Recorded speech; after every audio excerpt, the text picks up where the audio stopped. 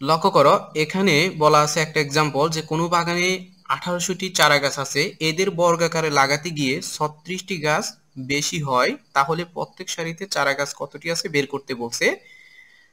তো যেহেতু আমার 1800টি চারা গাছ লাগাতে গিয়ে আমার 36টি চারা গাছ বেশি আছে, তাহলে আমাকে কি করতে হবে, এই 36টা চারা গাছ 1800টা থেকে বিয়োগ করে দিতে হবে, কারণ আমার বর্গাকারে সাজাতে হবে। এখন বর্গাকারে সাজাতে গিয়ে আমার কি করলো, 36টা চারা গাছ আমার যেহেতু বেশি আছে, আমরা কি করব, 1800 থেকে 36কে বাদ করে দিব, বিয়োগ করে দিব। তাহলে আমার হচ্ছে 1800 মাইনাস হচ্ছে কত, 36। তাহলে আমরা যদি বিয়োগ করি তাহলে বিয়োগফল আসবে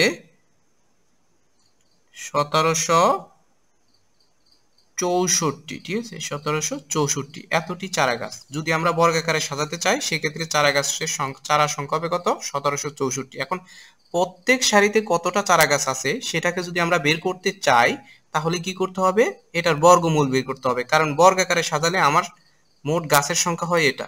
এখন প্রত্যেক সারিতে চারা গাছ কতটা আছে সেটা যদি আমরা বের করতে চাই, অবশ্যই তোমাকে কি করতে হবে, এই সংখ্যাটার বর্গমূল বের করতে হবে। তাহলে এই সংখ্যাটার বর্গমূল কিভাবে বের করতে হয়, প্রথমে আমরা কি করব, প্রথমে হচ্ছে এই সংখ্যাটাকে জোড়ায় জোড়ায় সাজাবো আমরা। এটা হচ্ছে এক জোড়া, তারপরে হচ্ছে এটা হচ্ছে এক জোড়া। এরপরে কি করব, তোমাকে এটার বর্গমূল বের করার জন্য এই 17 ভিতরে এমন একটা সংখ্যা নিব যাতে ওই সংখ্যা দ্বারা ওই সংখ্যাকে গুণ করলে 17 মধ্যে ভাগ দেয়। সাপোজ আমরা দেখো এখানে 4 নিলাম, এখন এই 4 কে আমরা 4 দ্বারা গুণ করব, তাহলে 4 4 হবে কত, 16। 16 17 মধ্যে ভাগ যাবে। তারপরে 17 থেকে 16 বিয়োগ করলে হবে কত, 1। ঠিক আছে, এরপরে আমরা পরের জোড়া সংখ্যা এখানে নামাবো। তারপরে আমরা কি করব, 4 এর দ্বিগুণ 8, এখানে আমরা কি করব, 8 নামাবো।